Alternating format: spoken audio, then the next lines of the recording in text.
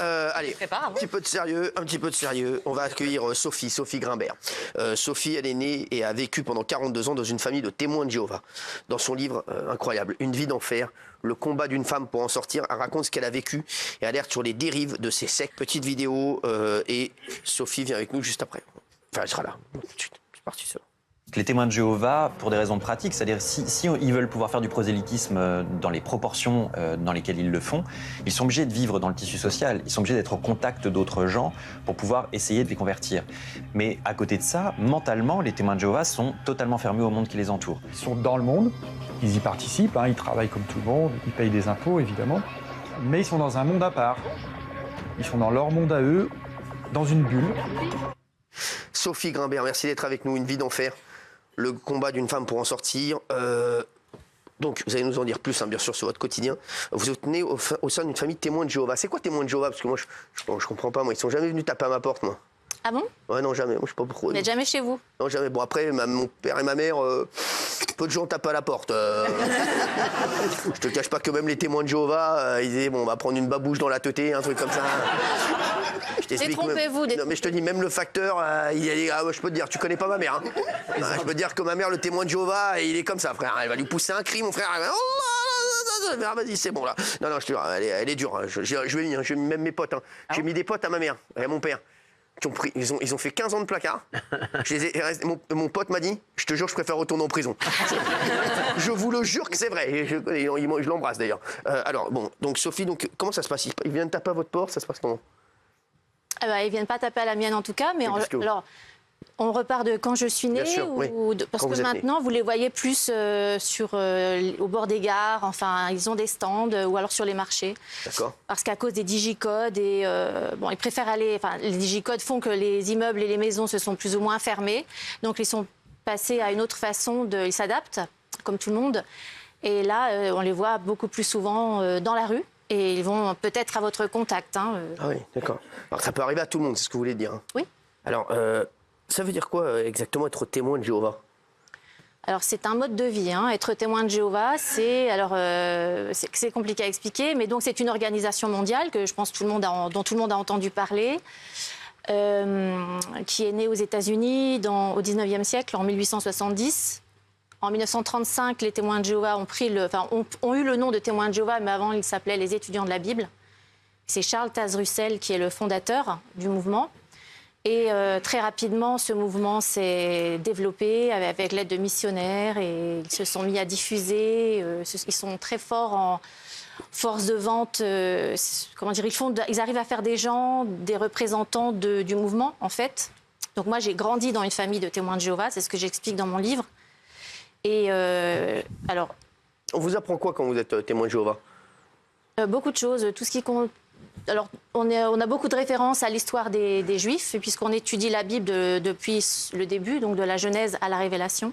Ça fait 66 petits livres, 66 livres qui relatent, sur une période de 1500 ans à peu près, ce qui s'est passé depuis l'Antiquité, selon les chiffres bibliques, des témoins de Jéhovah, parce que il y a des exégètes qui ne sont pas d'accord avec ces dates, bien sûr. D'accord. Et un enfant de témoin de Jéhovah va aux réunions avec ses parents. Il grandit avec une famille de gens qui croient déjà, dur comme fer, à des dogmes, à des principes.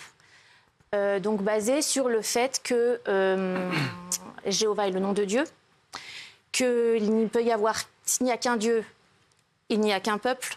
Et les témoins de Jéhovah se disent le peuple est élu, peut-être, oui, en tout cas les seuls qui à détenir la vérité. Tout le reste est dirigé par Satan, le diable. Ah ouais. Donc les autres religions sont des fausses religions.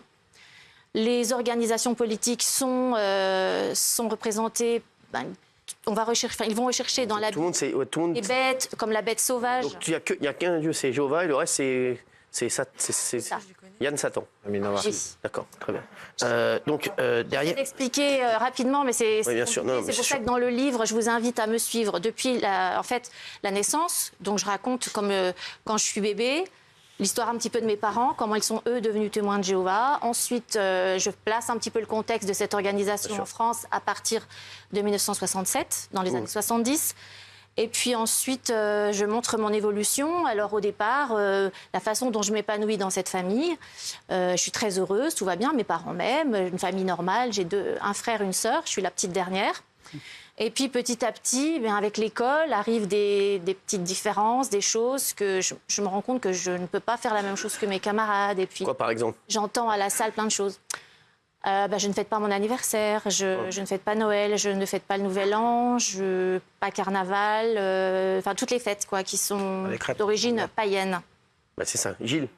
Mais à un moment, vous vous rendez compte que vous êtes sous emprise, que votre famille vous étouffe Comment ça se passe? Parce que vous dites vous êtes heureuse. À quel moment vous voyez que non, vous n'êtes pas heureuse? Quand vous êtes un enfant, vous grandissez dans une famille avec des parents normaux qui s'occupent de vous, vous n'êtes pas malheureux. Mais c'est la différence entre le monde, parce qu'on appelle les gens du monde. Hein, donc on est entouré de gens du monde. Vos petits camarades, en fait, vous les côtoyez puisque vous allez à l'école. Je vous entendais parler tout à l'heure de sectes qui sont un petit peu vraiment excessives, enfin un petit peu, qui sont très excessives, dans la mesure où ils enferment les gens, ils sont en petit nombre, et là, il y a des gourous en chair et en os. Là, c'est une organisation mondiale. Rien que pour les États-Unis, j'ai trouvé un chiffre, il y aurait un témoin de Jéhovah pour 263 habitants. Alors qu'ils sont 1 pour 1000 dans d'autres pays.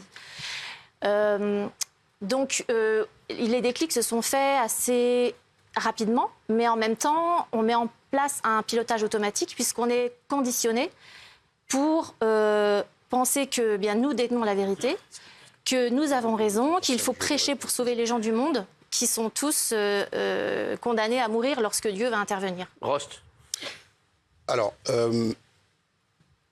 Je connais très bien les témoins de Jéhovah, très très bien, parce que moi je suis né musulman. Après j'ai été dans une école catholique, une école protestante, et quand je suis arrivé en France, j'ai essayé de comprendre les religions, donc j'ai été étudier la religion juive, j'ai essayé de comprendre, et il se trouve que des gens autour de moi étaient témoins de Jéhovah. Sincèrement, les gens les plus vertueux que j'ai rencontrés moi, c'était des gens qui venaient de cette religion. Certes, il y a effectivement, comme dans toutes les religions d'ailleurs, vous avez toujours ceux qui vivent les choses de façon très extrême, et ceux-là, ils font partie de toutes les religions. Mais moi j'ai vu, ma mère, elle a été témoin de Jéhovah presque toute sa vie, et c'était des gens qui étaient... Alors effectivement, vous avez raison sur une chose, c'est le côté des restrictions sur certaines choses. Mon père, par exemple, moi j'aurais dû faire carrière dans le foot à la base. Et mon père n'a jamais voulu, à cause de ça, à cause de la religion, des témoins de Jéhovah. Donc, c'est vrai que pour aller aux entraînements, on n'avait pas le droit, parce qu'en plus, il fallait aller à ce qu'ils appellent la salle du royaume. Il fallait y aller. Donc, tu ne pouvais pas faire tes entraînements, tu ne pouvais pas bouger avec tes potes, parce qu'il fallait tous ces rituels-là. Mais de là à dire que c'est une secte... ils ont été placés sous forme de secte par certains parce qu'ils n'acceptent pas les transfusions sanguines, par exemple. Bon, effectivement, quand quelqu'un est en danger de mort et qu'on refuse une transfusion sanguine, c'est un problème. Voilà. Donc, il y a des choses sur lesquelles, effectivement, on peut revenir de cette manière-là. Mais je ne pense pas que ce soit une religion. On ne peut pas dire, pardon, je suis désolée, Pascal, mais on ne peut pas dire que les témoins de Jéhovah, on ne peut pas comparer les témoins de Jéhovah aux autres religions. Exactement. Pardon. Moi, ça me choque, là. Est-ce que vous les connaissez? Est-ce que vous avez vécu avec eux? Est-ce que vous les avez vécus? Je ne vais même pas rentrer dans le débat. Il y a des religions qui sont reconnues. Laisser les gens mourir, ne pas avoir droit... C'est interdit. C'est interdit par la loi. On ne peut pas laisser les gens mourir. Là, c'est juste la loi. C'est juste la loi. Tu ne peux pas. Ça s'appelle non-assistance à personne en danger. Je comprends. Il y a des parents, d'ailleurs, qui se sont opposés à la transfusion de leurs propres enfants, qu'ils étaient en train de laisser mourir. Et il y a eu un bras de fer qui a été entamé avec moi aussi, je connais une famille qui est très proche de ma famille et qui est témoin de Jéhovah. Et je me demande s'il n'existe pas peut-être des franges plus progressistes des témoins de Jéhovah. Parce que moi, par exemple, la maman est témoin de Jéhovah et le père ne l'est pas. Et c'est une famille qui est... Tout ce qu'il y a de plus normal, tout ce qu'il y a de plus charmante et tout ce qu'il y a de plus normal. Non, mais je veux dire, c'est pas des tarés qui sont sous l'emprise d'un gourou. Elle a raison dans ce qu'elle dit. Elle a raison dans ce qu'elle dit, Pascal. Non, mais il y a différents types de sectes. C'est pas les religions. En fait, quand on pense à secte, on pense à Richnou et on donne à des gens qui sont enfermés. On peut pas comparer secte et religion. Elle a raison, Pascal. Juste vous, au quotidien, est-ce que vous êtes senti enfermé? Est-ce que vous avez senti le poids d'une secte? Pression. Alors, Oui, bien sûr, mais si je peux rebondir sur ce qui vient d'être dit, déjà, on n'a pas le droit de les appeler sectes, plus personne, puisque la CEDH a tranché, il n'y a pas de dérive sectaire, il n'y a que des violations juridiques de genre au niveau du code pénal, viol, inceste, suggestion... Non, c'est pas vrai. Dans toute la société. Pas chez les témoins. Alors évidemment, les témoins de Jéhovah, je suis d'accord avec... c'est pour ça d'ailleurs que c'est difficile d'en sortir éventuellement. Mais vous avez parce que, parlons un peu de votre cas, parce que c'est vrai qu'on n'a pas parlé de votre histoire, et c'est le plus important. Vous étiez marié avec un témoin de Jéhovah? Oui, bien sûr. Bien sûr. Vous auriez pu vous marier avec quelqu'un d'autre ou pas? Non. Non, c'était impossible. Alors, rien n'est impossible. Si vous voulez, vous pouvez toujours aller prendre la tangente. Mais quelque part, votre vie va toujours être très compliquée parce que c'est un mode de vie, je le répète. C'est à peu près 40 heures par mois qui va être donné au culte. Donc, en fait, c'est un mode de vie. C'est tous les jours. Vous pensez témoin de Jéhovah, vous pensez que vous êtes dans la vérité, vous pensez que Dieu... Il y a des dates qui ont été données. Depuis 1860, depuis le 19e, il y a eu plusieurs fois des dates. Donc, en fait, on étudie régulièrement la Bible, les prophéties. Tout ce qu'on fait est acté par rapport à l'Antiquité. Il y a des exemples pour chaque cas contemporain, on a toujours des repères, donc on vit entre deux mondes. On est dans le monde présent, dans l'Antiquité. Vous avez un enfant, ça? Oui, j'ai deux enfants. Il y en a un que vous n'avez pas vu pendant 12 ans, c'est ça? Alors, je n'ai pas vu mon fils pendant 12 ans, puisque donc après tout ce que je raconte dans le livre, lorsque j'ai quitté les témoins de Jéhovah, donc j'ai été exclue, du coup, d'une manière pas très orthodoxe. Alors, comment vous avez exclu? Alors j'ai été exclue parce que j'ai quitté le domicile conjugal pour... j'arrivais pas à m'en sortir parce que je l'ai quitté une fois et on m'a récupéré. Ça a été limite... Enfin, c'est même pas limite. On m'a enlevée pour que je revienne. Ah ouais. Toujours avec des bonnes intentions, bien sûr, parce qu'on voulait me sauver de la décision que j'allais prendre. Donc on m'a enlevée, on m'a ramenée. Du coup, qui vous a enlevé? Mais qui vous est venu vous rechercher? Mon mari et de la famille. C'est autre chose. D'accord. Récupéré. Ouais. Ensuite, je suis passée devant ce qu'on appelle un comité judiciaire qui change de nom. Maintenant, c'est un comité de discipline spirituelle. D'accord. Et donc là, vous devez vous repentir, on vous fait raisonner, on vous montre ce que dit la Bible, on vous montre que vous êtes faible spirituellement et qu'on va vous aider. Donc vous repartez pour un tour. Et bon, c'est vrai que j'aimais toujours mon mari, mais il y avait quelque chose dont je souffrais. Moi, je voulais chanter, je voulais être chanteuse. J'ai écrit un autre livre d'ailleurs qui a intéressé l'éditeur. Il m'a dit on enlève toute la partie qui concerne Céline Dion, parce qu'en fait, j'ai été élevée, j'ai 9 mois d'écart avec Céline Dion. J'avais une très jolie voix et quand je l'ai vue pour la première fois, je l'ai suivie et ça a été... j'avais écrit un livre qui montrait un petit peu la différence entre... Vous avez rencontré Céline Dion qui part et qui s'envole. Vous l'avez rencontrée, Céline Dion? Non, je suis allée la voir à un concert. Ah, d'accord. Je raconte ça dans... D'accord. Et puis je raconte ma vie à moi qui est complètement différente pour toutes les raisons. Et pourquoi vous n'avez pas vu votre fils pendant 12 ans? Alors, mon fils étant témoin de Jéhovah, comme moi j'avais été exclue, lui a mis en pratique le fait qu'on ne peut pas être en contact avec des membres de sa famille s'ils sont exclus. Ouais. Donc, ça pose vraiment problème. Ah oui, je vous confirme, oui. Mes parents ont coupé... Donc, vous l'avez revu, votre fils, là, ou pas du tout? Alors, j'ai revu mon fils depuis 3 ans, puisqu'il a été exclu à son tour. Ah ouais, qu'est-ce qu'il a fait, lui? Il a mangé un bounty? Rien du tout. Il a fait quoi? Il a fait quoi, lui? Il a simplement décidé, il a compris que ce qu'on lui avait appris ne reposait pas sur des faits scientifiques suffisants pour avoir ce mode de vie très sectaire. Oui. Et il a été jugé dangereux parce qu'il disait ne plus croire en Jéhovah. Comme la soupe. Ah ouais. Donc ils sont venus le voir chez lui, ils sont repartis et sans le prévenir, il a su qu'il était exclu. Ah ouais, exclu. Et à ce moment-là, son papa était en train de mourir d'un cancer, ça a posé beaucoup de problèmes. Psychologiquement, c'est très difficile. Il ne pouvait pas aller voir son papa? Forcément. Non mais vous n'imaginez pas. C'est de dire à une famille de témoins de Jéhovah, je ne crois plus en ce que vous m'avez enseigné. Ah ouais. Là, ce que je fais, pour eux, c'est de l'apostasie. C'est-à-dire que je critique l'organisation. Donc, je ne fais pas que me retirer, aller vivre tranquillement dans mon coin et essayer de m'en sortir dans le chaud, ouais. On m'a appris à me méfier, à haïr et sous tous ces angles. Et si vous parlez de l'organisation en mal, vous êtes un apostat. Ça veut dire quoi? Attendez. Oui, Baya. Justement, est-ce que vous pensez ou est-ce que tout simplement vous prenez des risques à venir nous parler aujourd'hui? Non. Non, maintenant plus de risques? Non, heureusement, si vous voulez, ce sont des gens qui ne sont pas du tout dans ce phénomène-là. Pour eux, Dieu doit intervenir, c'est Dieu qui me punira, je me punis toute seule. Mais quelque part, je sais par rapport à ma famille que j'aime et qui m'aime, on ne se parle plus, on n'a plus de relation normale. On s'est revus parce que ma fille, n'étant pas baptisée... Et votre fille, elle est témoin de Jéhovah? Voir ma fille, non. Ma fille, quand je suis partie, elle avait 10 ans, je l'ai emmenée avec moi. Elle n'a jamais été baptisée. Moi, je me suis fait baptiser, j'avais 17 ans. Et donc, sur ce prétexte-là, à 17 ans, comme si on était capable de prendre une décision aussi importante que celle-là, mes parents disent, t'as décidé, tu as choisi, tu savais que si tu partais, on ne pourrait plus te parler, parce que c'est comme ça. Et donc, comme c'est comme ça, tu dois l'accepter. Mais non, je ne peux pas accepter quelque chose qui est basé sur un livre écrit par des hommes, il y a 2000 ans et dans lesquels on ferait bien mieux de faire quelques coupes parce que c'est sexiste. Quand vous avez écrit votre livre, vous avez raconté votre histoire, mais vous avez dû peut-être enquêter sur les témoins de Jéhovah en France. Est-ce que vous avez découvert qu'il y avait certaines communautés ou certaines franges des témoins de Jéhovah qui étaient plus ouverts, plus progressistes? C'est parce que c'est... Alors, moi, mes parents, par exemple, je les considère comme ce qu'on appelle plus cool et relax. C'est ce que j'explique dans le livre parce que j'ai pu, malgré tout... Bon, ma mère a divorcé, ma mère a été exclue, elle a été réintégrée. J'ai connu des hauts et des bas, même spirituels, au sein de ma propre famille. Donc, heureusement, ça m'a permis d'avoir des...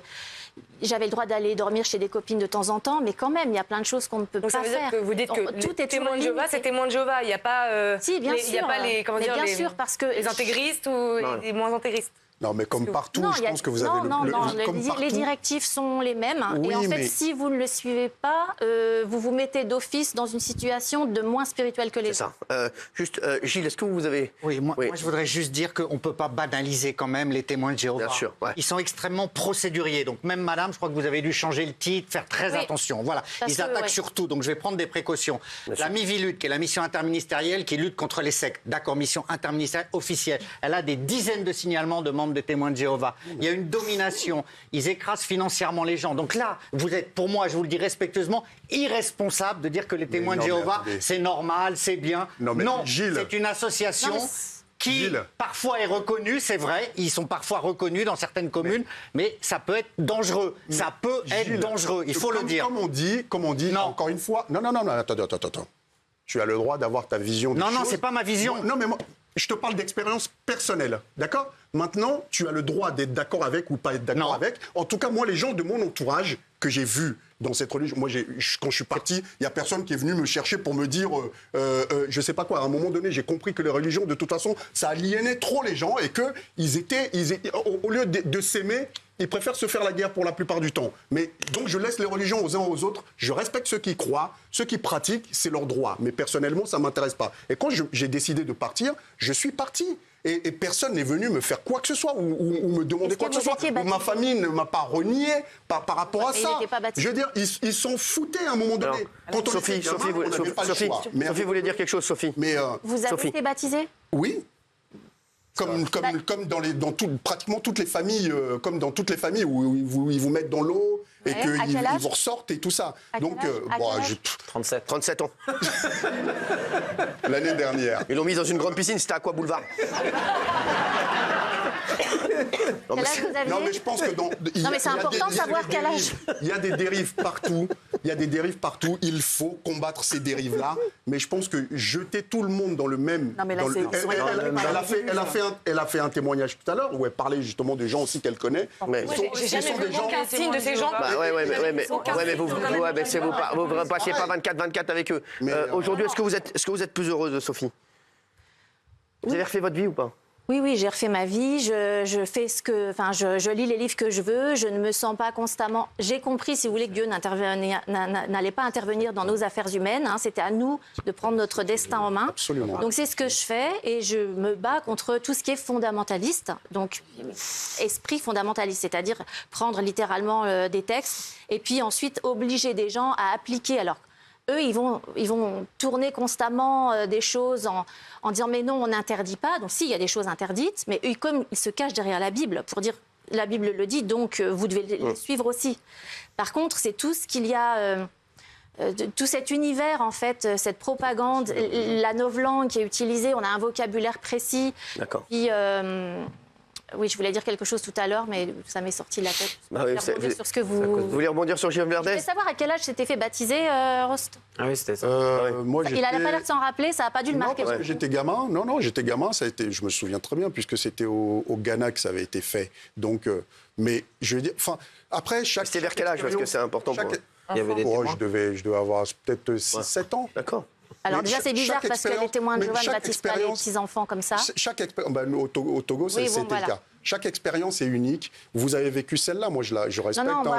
Je reçois des dizaines de témoignages de gens qui après mais comme dans toutes les, vous parliez de fondamentalisme, et ben dans toutes les religions, c'est exactement la même chose. C'est ceux qu'on combat en permanence. Mais moi, je suis d'accord avec Gilles Verdès. Ce qu'a dit Gilles il y a un instant, c'est vrai qu'on ne peut pas banaliser. C'est pas anodin. Exactement, c'est pas anodin. Disons que ce qui est dangereux, c'est qu'ils mentent devant certaines cours. Parce qu'ils arrivent à créer des dossiers qui sont... en disant, par exemple, pour les transfusions en Bulgarie, ils ont menti à la Cour de Bulgarie en disant non, absolument pas, c'est une décision libre arbitre, c'est à la conscience de chacun et il n'y a pas de représailles si un chrétien... va accepter de prendre une transfusion, ce qui est faux. Vous êtes exclu. Merci. Sophie Grimbert, Une vie d'enfer. Le combat d'une femme pour en sortir. Le livre s'appelle Une vie d'enfer. C'est pas une vie de kiff. Donc voilà. Merci en tout cas Sophie d'avoir été avec nous.